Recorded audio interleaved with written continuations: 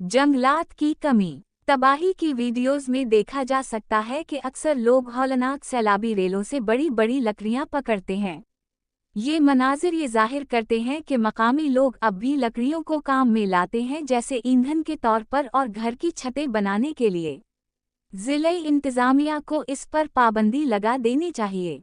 ईंधन के लिए गैस के सिलेंडर और मिट्टी के तेल को इस्तेमाल करने को रिवाज देना चाहिए।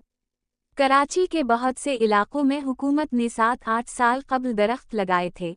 यहाँ भी बहुत से लोगों ने उसी आदत के तहत उन बढ़ते हुए दरख्तों को काट डाला ताकि ईंधन के तौर पर इस्तेमाल कर सकें। 2. सुकूनत गाहों की बेतरतीब तामीर।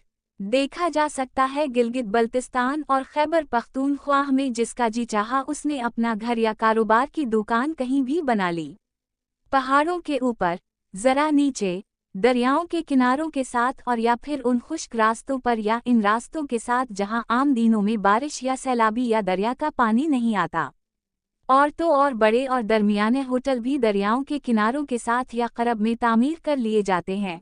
इसके बावजूद भी कि कम अज़ कम ये इलाक़े सूबाई या मकामी लैंड रेवेन्यू डिपार्टमेंट या लैंड एक्विजिशन डिपार्टमेंट के तहत आते हैं, मगर ले देकर सब बुरा अच्छा कर लिया जाता है।